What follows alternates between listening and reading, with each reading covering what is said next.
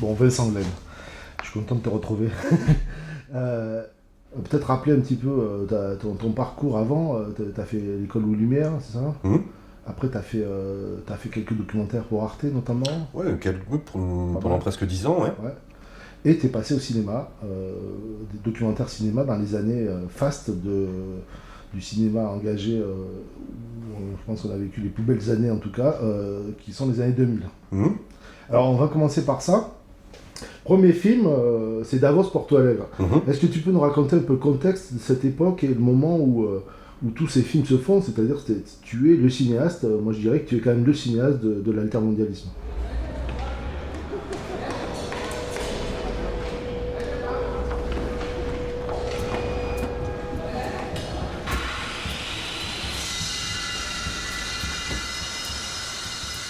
O Fórum Econômico Mundial, que desde 71 acontece em Davos, na Suíça, discute a globalização. Apoiado por instituições como o FMI e o Banco Mundial, o encontro reúne empresários, políticos e intelectuais que lançam diretrizes para a economia do mundo. Até hoje, os opositores ao modelo de globalização proposto por eles ficavam assim, do lado de fora e fazendo ruidosos protestos. São esses ativistas, de organizações não governamentais, que compõem o primeiro Fórum Social Mundial, que acontece em Porto Alegre simultaneamente ao encontro de Davos. 10.000 pessoas são esperadas na capital. C'est parti d'une manifestation qu'on organisait à Montreuil, Seine-Saint-Denis. Et le principe c'était que des films venaient déclencher des débats et on invitait des universitaires, des syndicalistes,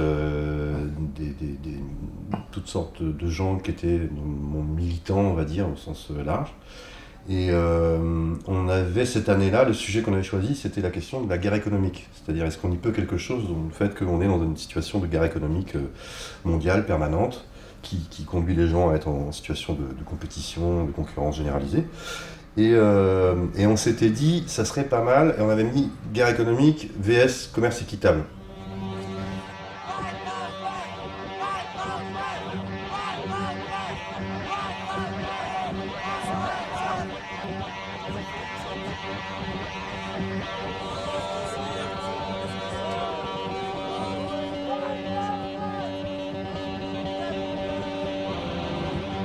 Le forum de Porto Alegre, il a émergé justement en face du 31e forum économique mondial de Davos. Et c'était le premier forum social mondial à Porto Alegre au Brésil, qui avait été choisi parce que Porto Alegre était une ville qui avait mis en place ce qu'on appelait le budget participatif, c'est-à-dire il y a une partie du budget qui était répartie auprès des habitants et qui est gérée par quartier. Et donc à partir de là, il y avait une sorte de symbole et je trouve que c'était fait de manière tout à fait intelligente par les organisateurs du premier forum social mondial donc de Porto Alegre, qui se déroulait exactement aux mêmes dates que le 31e forum économique mondial de Davos, qui réunissait depuis donc 30 ans les 1000 plus grosses transnationales qui s'organisaient donc lors de ce forum, avec donc comme mission en gros de mettre en présence on va dire les géants du business privé avec des gouvernants. On rappelle que cette époque-là, l'émergence à la fin des années 90 du mouvement altermondialiste, c'est-à-dire d'une internationale en fait qui s'oppose à l'internationale capitaliste, une internationale telle qu'on aurait pu la rêver pendant très longtemps, qui émergeait un peu partout à travers notamment ce forum, mais pas que. Il y a eu plein d'autres. Voilà, il y avait les contre-sommets, il y a eu Seattle en 99, qui c'était les premières manifestations d'opposition à ce qui était visible du capitalisme, quoi. Donc, qui était ce que tu rappelles. Et donc là, c'est dans ce contexte-là, il y a aussi 2000 Millau, le procès 99-2000, le procès José Bové, le démontage du McDo. Le 12 août 1999, des éleveurs de brebis et des consommateurs démontent un McDonald's en construction à Millau. C'est un acte symbolique. 5 paysans seront incarcérés. L'un d'eux, José Bové, reste 3 semaines en prison. Le 30 novembre, à Seattle, des milliers de manifestants venus du monde entier bloquent l'ouverture du sommet de l'Organisation mondiale du commerce. En mars 2000, Gilles Luneau, José Bové et François Dufour publient Le monde n'est pas une marchandise. Débute alors un tour de France ponctué d'actions et de meetings qui se terminera à Millau le 30 juin, jour du procès des 10 inculpés pour le démontage du McDonald's. Tout ça, c'est un contexte qui, en France, fait émerger un mouvement qu'on va appeler altermondialiste, mais qui correspond à un mouvement mondial. Les médias à l'époque parlaient donc notamment de ce que tu disais sur Seattle, sur Prague, il y a eu donc Millau, le démontage du McDonald's de Millau par José Bové et ses camarades, et on parlait des anti-mondialisations, des anti-mondialistes. Moi, ça me dérangeait beaucoup, et donc le fait qu'émerge cette notion d'altermondialisme, je m'y associais effectivement beaucoup, et là, tout d'un coup, ne serait-ce qu'aussi avec le fait qu'on n'était pas là que pour contester, on était là pour proposer d'autres logiques, d'autres façons de faire. Le premier forum social de Porto Alegre, c'était cette idée de réunir, encore une fois, des mouvements, les mouvements des paysans sans terre, les mouvements des syndicalistes, des universitaires, des politiques, toutes sortes d'associations qui à l'époque défendaient l'environnement, l'Amazonie, etc., etc. Donc un mouvement écolo-social déjà un peu à l'époque, qui n'était pas que dans la contestation du système, mais qui le contestait, mais qui proposait des alternatives et justement d'autres façons de faire démocratie, d'autres façons de faire économie, etc., etc. Aspiramos, pues, que aunque no haber una declaración formal del foro, pero lo que hagamos durante el foro a partir de mañana va a ser ese sentimiento de rebeldía y de propuesta y de transformación de este modelo económico. Temos sim o direito de imaginar como queremos que ele seja. Em 1948 e em 1976, as Nações Unidas proclamaram extensas listas de direitos humanos. Mas a maioria da humanidade continua tendo os direitos de ver, ouvir e calar.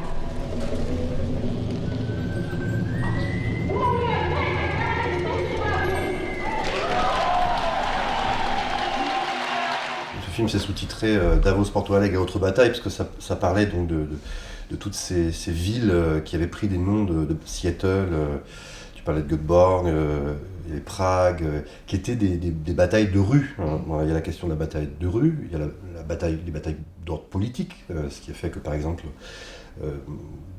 juste après le premier forum social de Porto Alegre, il y a eu l'élection de Lula, qui a elle-même précédé une bascule dans toute l'Amérique latine, surtout tout le continent latino-américain. Il y a quand même... Chavez, enfin, il y a un grand mouvement. C'est ça. Donc il y avait une bataille politique qui passait par les urnes, qui passait aussi par l'élection de nouveaux élus, de nouveaux dirigeants et dirigeantes.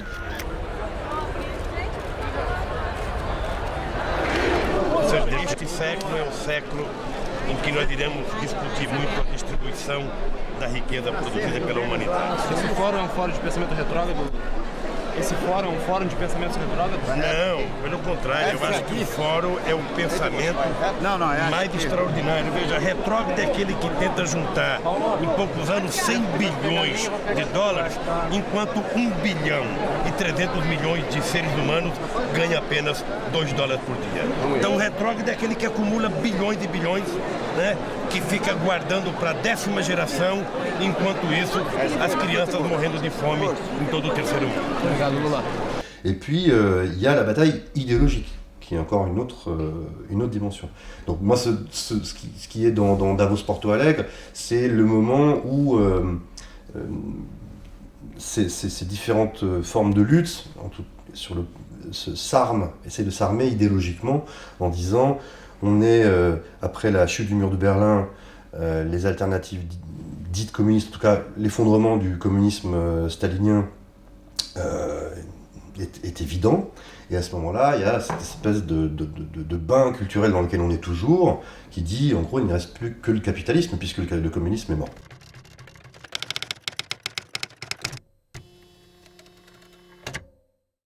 Alors là-dedans, le cinéma documentaire, quel rôle il jouait pour toi? Quel rôle il jouait à ce moment-là, comme tu fais ce premier film pour le cinéma? Qu'est-ce qui t'attire à aller vers le cinéma, alors que tu étais déjà un réalisateur qui faisait beaucoup de choses pour la télé, qui avait d'autres modes de diffusion, qui peut-être touchaient d'ailleurs plus de monde? Qu'est-ce qui t'attire dans l'acte d'aller faire un film qui va être diffusé au cinéma et débattu? Alors ça, c'est une lecture a posteriori, 20 ans après, mais à ce moment-là, c'est pas du tout ça qui se passe. À ce moment-là, bon, moi je viens d'avoir...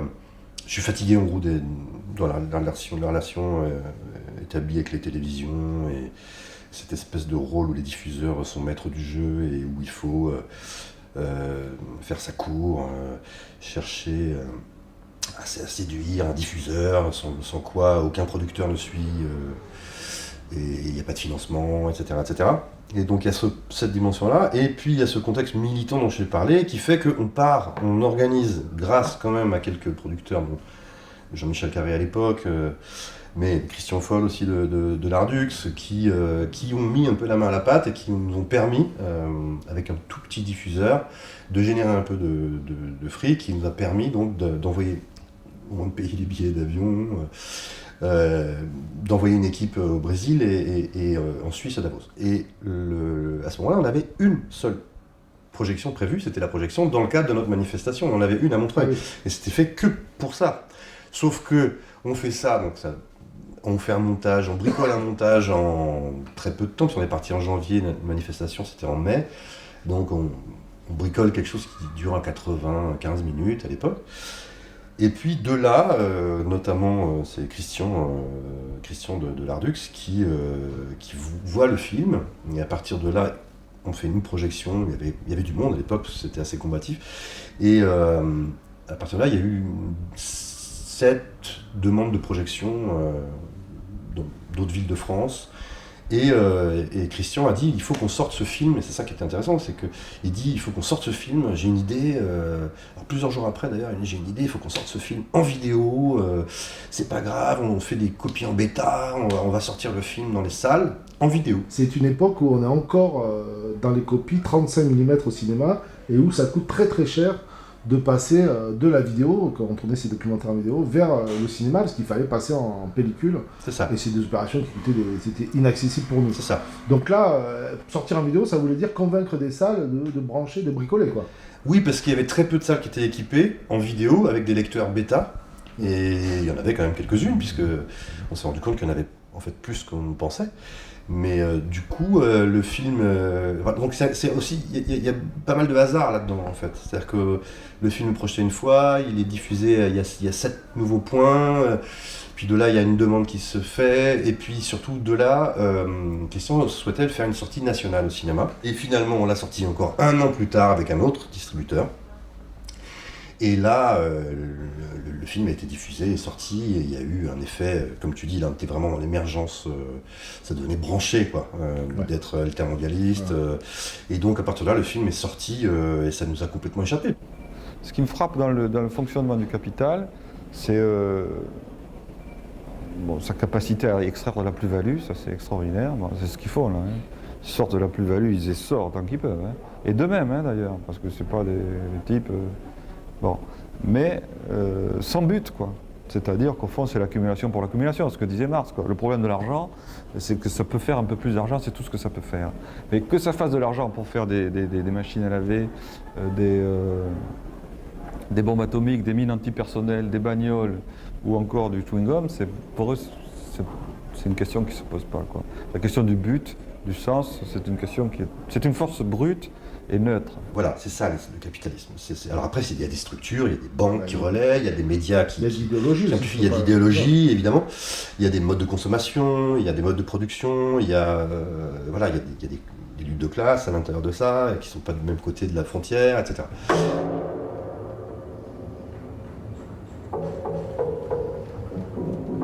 Toi, tu deviens une espèce de spécialiste quand même de questions sur lesquelles qui n'étaient pas ton sujet, quoi. Tu n'étais pas économiste, etc. Donc tu commences à te renseigner et finalement, toi-même, tu vas faire un boulot que tu vas partager en faisant un film qui va restituer une partie de ce que tu as compris de la chose. Donc c'est ce que tu fais avec pas assez de volume, note sur l'OMC. Donc, au commencement de l'OMC, le GATT. Le GATT qui s'est créé en 1947, c'est, disons, le troisième pilier des institutions de Bretton Woods. En 1944, à la conférence de Bretton Woods, on a créé la Banque mondiale et le FMI. Et on devait créer aussi l'Organisation internationale du commerce. Ça a échoué. On a juste eu la charte de la Havane, parce qu'il y a eu une grande réunion à la Havane, mais les États-Unis se sont retirés de cette charte de la Havane parce qu'il y avait des objectifs sociaux, objectifs de plein emploi, etc. Et ils ont convoqué 23 pays au début pour le GATT. Donc là, nous sommes avec Agnès Bertrand, qui a entre autres écrit ce livre. Donc oui, il a pris un peu de... Seulement, le GATT avait des prérogatives très restreintes. D'abord, on s'occupait que de commerce international et encore pas de tout. On ne s'occupait pas des services, c'était que les produits manufacturés présents sur le marché mondial. Le but inscrit était la réduction des barrières douanières, des droits de douane, et rien d'autre. Mais de round en round, on a ajouté progressivement d'autres disciplines jusqu'au 8e round, qui a été vraiment le grand tournant. C'était sous l'administration Reagan. Et en 86, à Punta del Este, en Uruguay, dans le casino, c'est extraordinaire, la réunion qui a lancé l'Uruguay Round s'est passée dans le grand casino de Punta del Este. L'OMC était une manière d'installer un tissu juridique international qui allait dans un seul sens. C'est le sens de la privatisation et de la marchandisation du monde et de toutes choses. Donc, à partir du moment où tu comprends qu'en fait, ça, c'est l'idéologie à laquelle on peut essayer de travailler, d'œuvrer, et ça devient l'adversaire en vérité, ça. Et tout concourt à ça. Aujourd'hui, beaucoup de choses concourent à ça. Ça va paraître le vrai gros danger de ça. Après, il y a une deuxième dimension qui est apportée par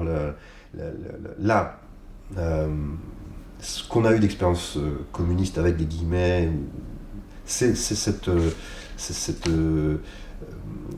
idéologie et cette pratique du productivisme, encore un isme, et du consumérisme.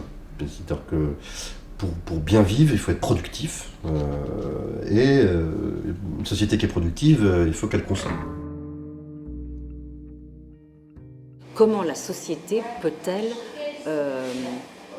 gérer le fait que les ressources sont finies? Jusqu'à maintenant, on a fait comme si c'était infini. On a cette dimension très prométhéenne, dont je parlais tout à l'heure. La nature, comme ce vaste champ, à anéantir pour mettre tout l'humain à la place. Tout d'un coup, on nous dit non, si vous continuez à faire ça, et si vous continuez à le faire comme ça, c'est foutu. Vous ne pourrez plus habiter sur cette planète. Comment on va pouvoir réguler tout ça? Est-ce qu'on va interdire aux gens d'avoir des désirs? Est-ce qu'on va leur interdire que leurs désirs puissent déclencher de la production ou de la consommation? Comment régler tout ça sans tomber dans, en général, ce qu'on nous accuse d'être, c'est-à-dire des totalitaires qui veulent régler les besoins et les désirs des individus? La formule de Graeber, qui est parti il n'y a pas longtemps, David Graeber, qui dit... en substance, il dit quelque chose, moi, que je trouve assez remarquable sur le... Je ne sais plus exactement le terme, enfin, c'est des soubassements anthropologiques, si tu veux, qui font que pratiquement toutes les actions humaines sont toujours plus ou moins régies en société par trois modes. Et il dit le premier, c'est le mode communiste. Mais donc ça, depuis des millénaires. C'est-à-dire, le communiste, c'est un peu... à chacun selon ses besoins et de chacun selon ses capacités. Dès que tu as cette chose-là, on est dans une forme de communisme, bon, en tout cas dans les modalités d'échange et plus que d'échange, d'action et de relations humaines. Le deuxième mode, c'est le mode hiérarchique. Tu fais ça parce que je suis ton supérieur et que tu fais ce que je te dis. Et le troisième mode, c'est l'échange. Je te file ça si tu me files ça. Et quand tu regardes le monde, c'est toujours une combinaison de ces trois dimensions. Tu as toujours une part de chacun selon ses besoins, de chacun, voilà. Tu as toujours une part plus ou moins grande. Alors, je te file ça si tu me files ça, en échange, on est d'accord. Et tu as toujours quand même des tentations autoritaires, et puis pas seulement autoritaires, aussi de hiérarchie qui peuvent être fondées, entre guillemets, sur... Par exemple, moi je suis très en bataille contre l'idée que toutes les paroles se valent, que quelqu'un qui a fait 30 ans de chimie, ou en optique, ou en géopolitique, si tu veux, on met sur un pied d'égalité avec quelqu'un qui démarre et qui ne connaît pas. Non, il y a quand même... L'expertise existe. L'expertise existe, etc. Donc voilà, si tu veux, si tu me parles de communisme, il y a 1 milliard de façons d'être communiste. Voilà. Et il y a des communistes qui conduisent à Pol Pot, il y a des communistes qui conduisent à Staline, il y a des communistes qui conduisent des communistes un art, et puis il y a des façons... Et moi, je pense à ce moment-là profondément communiste, si tu veux. C'est pas le... Donc la question, elle est juste de comprendre les idées en tant que vecteur de pratique, et en l'occurrence, depuis très longtemps, depuis le fait que l'économie s'occupe de la rareté, essaie de dépasser le problème posé par la rareté. Donc il faut économiser. Il faut mettre de côté, il faut épargner parce qu'on n'aura peut-être pas assez, etc. Donc on est en face du manque. Et l'économie est adaptée pour répondre à la question du manque. Le problème, c'est que l'économie n'est pas du tout adaptée à l'abondance. Et c'est pour ça que quand je te dis que le problème, il vient de cette situation, de ce couple productiviste-consumériste, imaginer un devenir au-delà du capitalisme, c'est imaginer des situations où les humains ne vont plus faire que produire et consommer, mais ils vont faire tout un tas d'autres activités, créer du lien, créer alors des richesses par les connaissances, par le soin. Parce que quand vous rencontrez un ami ou une amie, qu'est-ce que vous dites ? Bonjour, comment vas-tu ? Vous dites pas qu'est-ce que tu as produit ce mois-ci, ou la semaine dernière, ou dans l'année qui vient de s'écouler. Donc la question pertinente, c'était pas celle de la production des biens ou des services simplement, mais c'était la question comment va l'humanité ? Et est-ce que l'humanité est en progrès dans chacun des pays où elle se trouve ? Et on s'est rendu compte que le PIB, finalement, c'était à la fois un thermomètre qui mesure quelque chose, et puis c'est un cache qui masque beaucoup d'autres choses. Et on s'est dit qu'il fallait aller vers quelque chose qui était plus pertinent.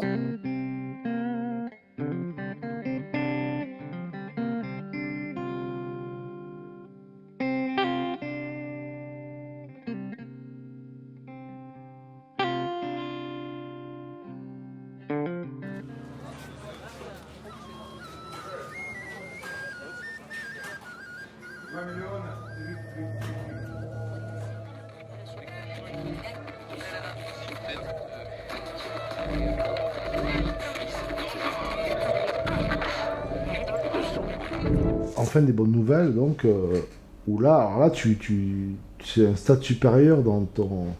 Tu montes d'un cran dans les outils que tu proposes, c'est que tu te sers de la fiction et tu proposes... voilà, en fait, c'est dans un parcours totalement cohérent d'un film sur l'autre, hein, c'est pas une autre direction, tu continues ce travail-là, et là, tu fais une proposition, tu fais des propositions.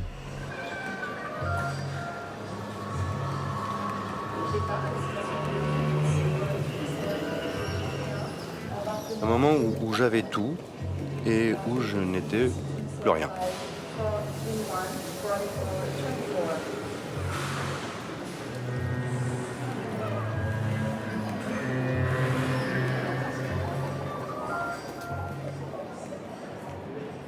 Et c'est là que vous avez décidé de... Tout bazarder. Presque tout. J'ai fait 1000 paquets de 1 million d'euros. J'en ai gardé 3 en me disant que 3 pour 1000 c'était un bon pourcentage. Pas totalement perdu le nord. Et tout le reste, je les ai distribués à des associations, des syndicats, pas mal. Des journalistes, quelques journalistes non alignés qui nous ont bien aidés Vigis d'ailleurs. Des intermittents, des artistes, des fondations, des paysans. La FNAB.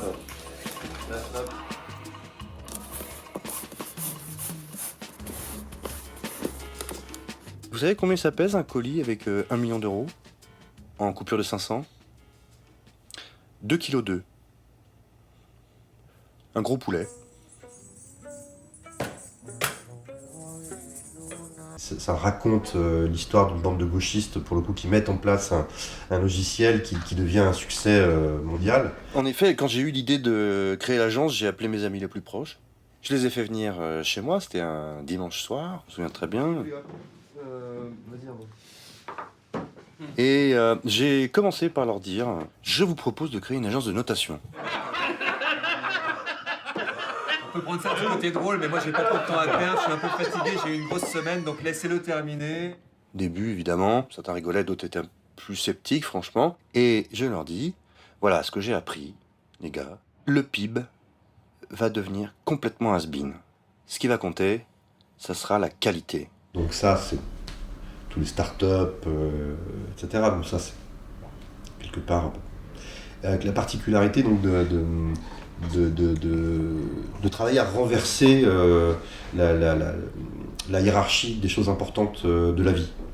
Donc c'est la quantité produite devient secondaire, mais le respect de normes sociales et de normes environnementales, écolo, prennent avec ce type de logiciel une très grande importance. Mais ce qui est assez drôle, c'est que, alors c'est vrai, ce film, c'est drôle parce que moi j'ai mis 8 ans quand même pour le faire, c'est ça qui est intéressant. Donc ça démarrait, l'écriture sortie en 2016, et les images qu'on voit dans le film sont tournées en 2008, les premières. Donc c'est ça qui est assez drôle, c'est parce qu'en fait, et donc on a mis quand même presque 3 ans avec le scénario. Donc on tournait, on écrivait, je retournais, voilà, et avec 5 co-auteurs. Donc c'est un film qui s'est quand même... Et puis après 3 ans, on a quand même réalisé le scénario, qui était... Et là, il a fallu encore 5 ans pour le finir.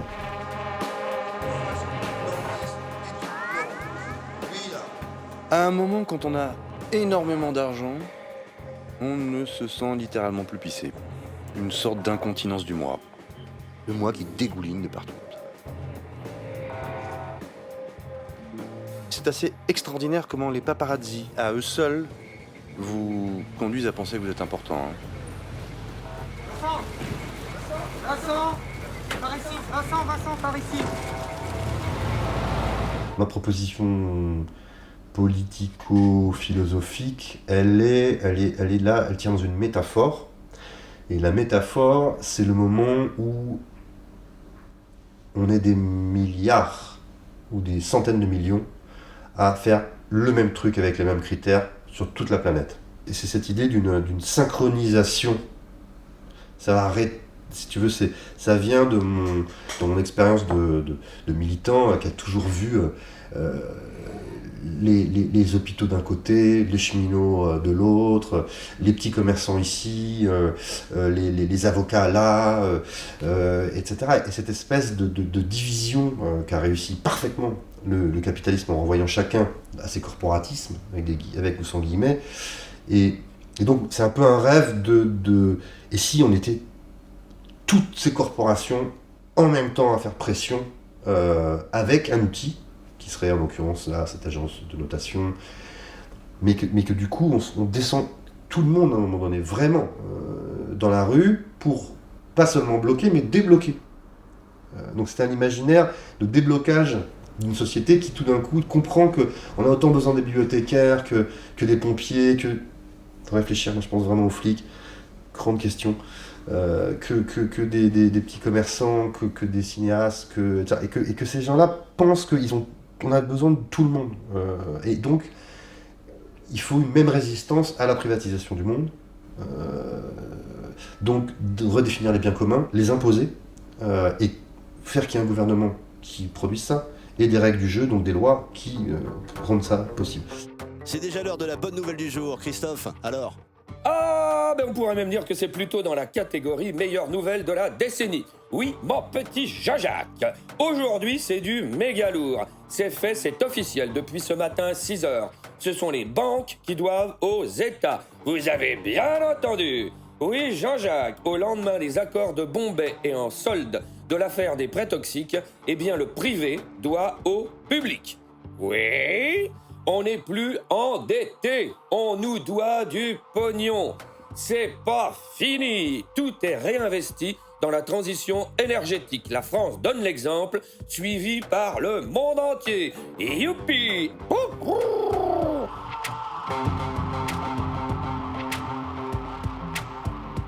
On voit bien depuis le début qu'on discute là, que la fabrication des films, t'as pensé sur le cinéma, parce qu'on n'a pas beaucoup parlé cinéma en tant que tel, mais quand même, quand tu parles de métaphore, etc., on voit bien quand même qu'il y a une démarche cinématographique au sens d'essayer d'utiliser le cinéma comme langage dans un propos, alors par proposition, d'accord, dans un propos qui est quand même au départ politique, engagé, avec une vision, voilà, sur des choses qui sont des fois pas très sexy, entre guillemets, pour parler, c'est évidemment quand tu commences à parler d'indices et de PIB, tout ça, et tu dis, bon, comment faire un film avec ça, et tu y arrives, et tu as réussi à faire ça, c'est remarquable, parce que c'est des sujets qui sont quand même très chiant. A priori, c'est très chiant quand tu dis ça. Et alors, bon, voilà, comment t'en fais des films, voilà, et intéresser un public, etc., etc. Donc je crois qu'il faudrait travailler sur cet endroit où tu retrouves une forme de foi, de dire oui, ce que je fais, ça a quand même un sens. Ça ne laissera probablement pas de traces dans l'univers, mais c'est pas le sujet. Mais en revanche, ça peut peut-être activer des leviers qui font que le réel, on peut aussi le changer, on peut le sculpter, on peut le travailler. C'est ça que nous apprend l'art. C'est que c'est Brecht qui disait voilà, l'art ne devrait pas être n'est pas un miroir pour refléter le réel, c'est un marteau pour le sculpter, si tu veux. Et moi, je crois à cette idée-là, que l'art, ça sert à ça. Après, refaire un film, pourquoi pas? Parce que je pense que ce genre de truc, tu sais pas quand ça te prend et ça te reprend. Mais voilà, pour l'instant, c'est plutôt mettre mes idées au clair avec ce bouquin. Voilà, il y a ce bouquin donc, qui n'est pas encore édité, mais donc je fais un petit exercice de points là avant que tu t'endormes. Oui, il l'a fait déjà. Oui, mais je le refais faire. Tu refais. Il faut faire 2 fois les choses pour savoir les faire, tu sais bien. Donc avec un titre quand même, vous pouvez laisser un message, je ne les écoute jamais. Alors on comprend que c'est pas toi qui dis ça, c'est ce que tu dis ce que tu entends dans les messageries maintenant. Oui. Chez les jeunes, gens qui n'ont plus envie ni le temps d'écouter des messages. Mais non, pas que chez les jeunes. Oui, enfin, les gens n'écoutent plus les messages parce qu'ils sont ça a tellement... contaminé toute la société. Oui. Alors, bon, on t'a écouté avec plaisir. Moi, je suis très content que tu nous as raconté ça. Ça donne... J'ai envie quand même qu'on finisse... je l'ai pas sous la main. J'ai envie qu'on finisse par... à la fin, on va faire un petit générique sur Jump for Joy de Duke Ellington. C'est quelque chose qui te fait beaucoup de bien.